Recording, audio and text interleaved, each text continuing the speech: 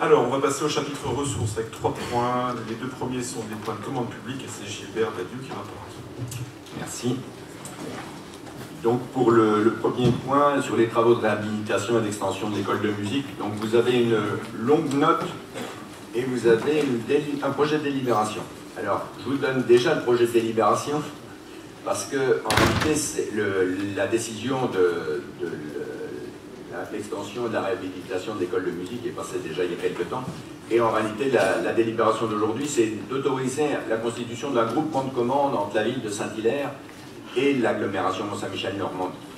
Puisqu'il y a des travaux sur la partie école de musique, danse, théâtre, qui sont des travaux communautaires, et à côté, sur les mêmes locaux, enfin sur les locaux contigus, des travaux sur la partie verrière, et salles d'exposition qui sont contiguës, que vous connaissez sous le nom de la Verrière à Saint-Hilaire. Donc je vous rappelle que la réhabilitation de l'école de musique dans ce théâtre avait été initiée par la communauté de communes de Saint-Hilaire et repris au 1er janvier 2017 par la communauté d'agglomération. La communauté de communes avait approuvé le 27 juillet 2016 le pré-programme de l'opération et le dossier de consultation, et le marché de services de maîtrise d'œuvre avait été attribué à l'architecte Gilbert Quéré par la communauté de communes de Saint-Hilaire le 1er décembre 2016. Le conseil communautaire, le 11 décembre 2018, le conseil communautaire de la communauté d'agglomération donc a décidé le 11 décembre 2018 d'approuver le projet d'investissement. Et je vous rappelle que ce jour, on avait délibéré sur un coût de 2 906 000 hors taxes, dont 1 459 200 à la charge de la communauté d'agglomération. Donc depuis, on a continué de travailler sur ce dossier. Vous avez tout le détail qui est repris. C'est une école de musique pour 315 m², une école de danse, un studio de danse de 150 m², une salle de théâtre, l'art plastique, puis la partie administration, et il y a aussi la partie exposition, espace commun, animation espace commun pour 550 et 550 mètres. Et ça, c'est une partie communale. Le nouveau plan de financement remis à jour au 1er janvier 2020 est diminué de 2 906 000 à 2 567 000, et le reste à charge est passé d'1 459 000 à 1 120 000. Donc jusque-là, c'est plutôt des bonnes nouvelles.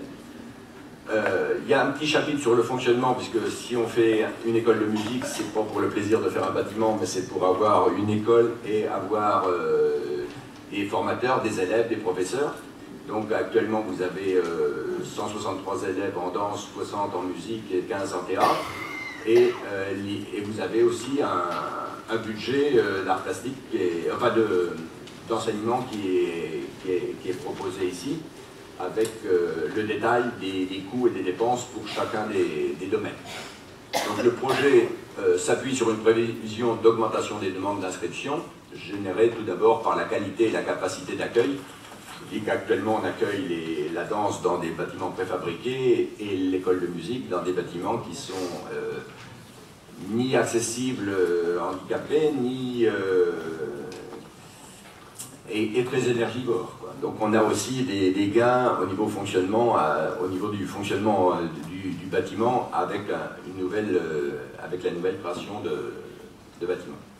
Donc un premier permis avait été déposé en 2017, mais avec un avis défavorable de la commission accessibilité. Donc un nouveau permis a été déposé qui est commun aux travaux de la commune de Saint-Hilaire et de la communauté d'agglomération, chacun prenant en charge sa partie de facturation, aussi bien pour l'architecte. Et l'idée, c'est d'avoir un groupement de commandes, parce que pour tout ce qui est accessibilité, sécurité incendie, les deux bâtiments communicants, il faut un seul exploitant. Donc l'idée, c'est que la communauté d'agglomération, qui a le gros du dossier, soit chef de file, mais qu'on ait un groupement de commandes de façon à ce que la commune puisse payer sa part de travaux, et la communauté de communes, la communauté d'agglomération la sienne, sachant qu'on a chacun nos subventions, DETR, etc. Donc il faut un détail. La commune de Saint-Hilaire a voté au conseil municipal lundi dernier, m'a autorisé, enfin ou a autorisé le maire à signer le groupement de commande avec la communauté d'agglomération. Et ce qu'on vous demande aujourd'hui, c'est le projet de délibération, c'est d'autoriser la constitution d'un groupement de commande entre la ville de Saint-Hilaire et la communauté d'agglomération, d'autoriser le président à signer la convention et de donner tous les pouvoirs à M. le Président pour la mise en œuvre de cette décision. Donc ça nous permettrait de lancer, puisque là les demandes de subvention, on a des dossiers complets, ça nous permettrait de lancer les appels d'offres dans la semaine, normalement le 15 février, de façon à pouvoir démarrer les travaux peut-être avant l'été, mais à la rentrée 2020, pour avoir une entrée dans les locaux en 2022. Donc c'est un vieux dossier, mais qui est retravaillé et qui est plutôt par rapport aux délibérations qu'on avait faites le 11 décembre, qui a diminué de coût. Il y a des questions? Je ne vois personne se manifester. Je crois que c'est un projet auquel on tient parce qu'il a été mené au long cours par l'ancienne commune de Saint-Hilaire. Et on est heureux de le voir aboutir. Jean-Jacques Morel. Je n'ai rien contre ce projet, au contraire, je le trouve très intéressant. Par contre, je voulais quand même m'assurer que les 1 120 000 € qui restent à la charge de la communauté d'agglomération sont bien prévus au PPI. David, tu confirmes? C'est une estimation de subvention. Prends ton micro, David, s'il te plaît. Pour l'instant, c'est une estimation de subvention. On n'a pas une notification exacte. Mais on avait bien prévu au PPI. Ah oui, mais c'est bien dans le contrat de territoire du département de la Manche, c'est bien dans le contrat de territoire de la région Normandie. Et le dossier de EDR n'a pas été accordé, puisque ces sommes-là avaient été accordées. Et je crois qu'on a peut-être été obligé d'en rembourser d'ailleurs, parce qu'on les avait déjà touchés. Oui, tout à fait. On avait fait l'emprunt aussi. Oui, On avait pris à l'époque. Tout ça s'était fait avant de passer en communauté d'agglo. Pour répondre à la question exacte, ce n'est pas notifié précisément. Ça dépendra du montant des travaux aussi qui sortiront après les appels d'offres. C'est le tableau de cofinancement tel qu'on peut le produire aujourd'hui, dans l'attente de notification. Mais comme l'a dit Gilbert, c'est un projet qui est bien inscrit dans le contrat de territoire, avec des cofinancements région, département qui sont assurés, parce que par exemple le département et la région suivent leurs engagements. Dans le contrat de territoire, quant à la DETR, c'est typiquement un projet qui est suivi par les services préfectoraux. Donc il n'y a pas de raison qu'on ait une mauvaise surprise. Alors les mauvaises surprises, en effet, pourraient venir de l'eau qui serait donc attribuée à des entreprises qui auraient été plus gourmandes que l'estimation.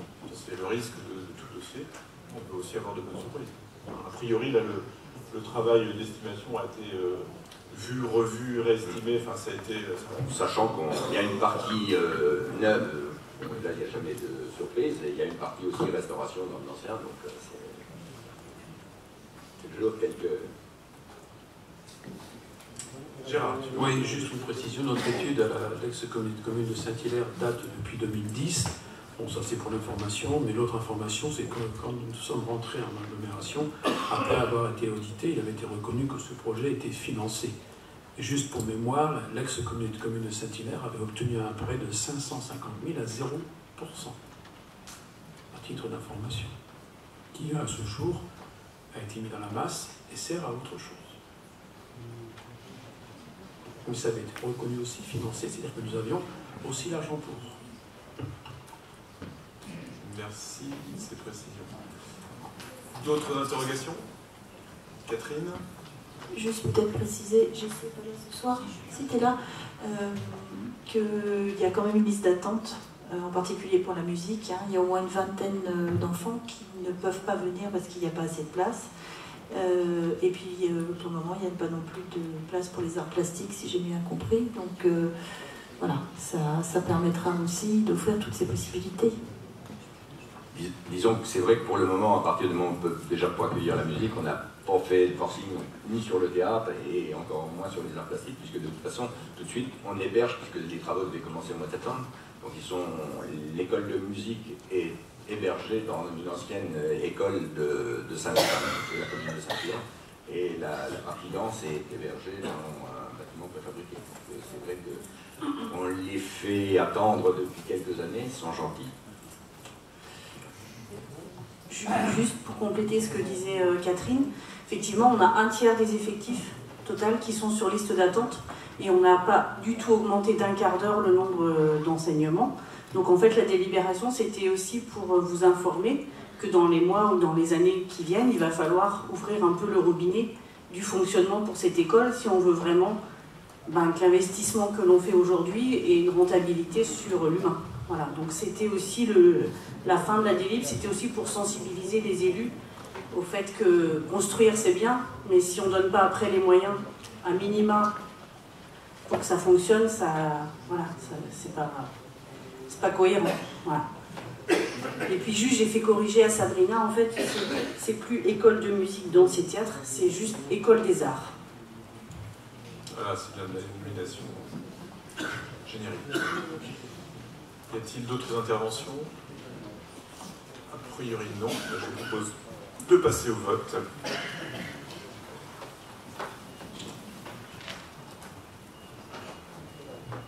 Vous pouvez voter.